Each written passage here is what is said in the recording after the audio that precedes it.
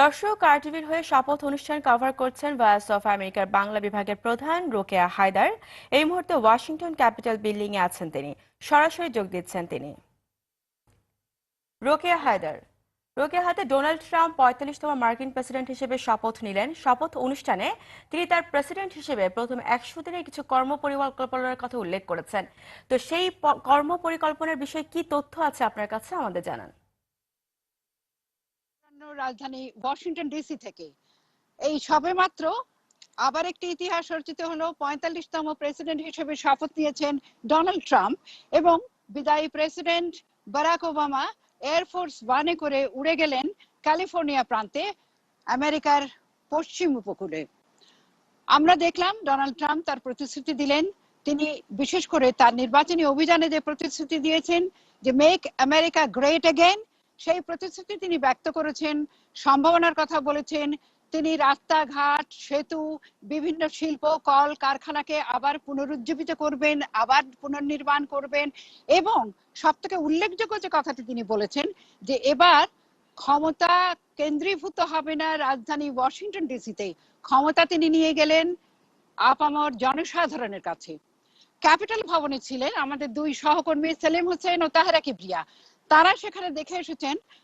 আপনারা যদি আরটিভির দর্শকদের কাছে মানে আমরা জানাতে চাই যে তাদের অনুভূতি, তারা যে আজকে দেখলেন ক্যাপিটাল ভবনে খুব কাছ থেকে প্রাক্তন সব প্রেসিডেন্টদের এবং নতুন প্রেসিডেন্ট শপথ নেওয়ার এই ঘটনা, তাদের কেমন লাগলো? তাহেরা কিবরিয়া আমার সঙ্গে রয়েছেন। তাহেরা। রোকেয়া আপা, এ এক চমৎকার অভিজ্ঞতা। এত কাছে থেকে এই অনুষ্ঠান দেখার অভিজ্ঞতা সত্যি অপূর্ব।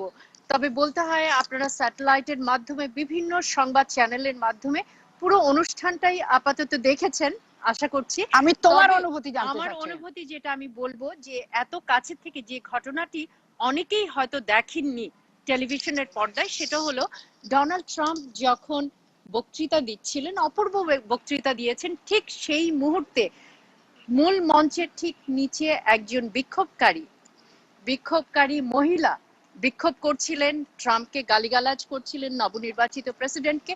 কিন্তু সেই মুহূর্তে যেটা উল্লেখযোগ্য যে কোন রকম বিশৃঙ্খলা ঘটেনি, একেবারে কোনো বিশৃঙ্খলা ছাড়া তাকে সরিয়ে নেওয়া হয় সেখান থেকে, সুন্দরভাবে সরিয়ে নেওয়া হয়েছে।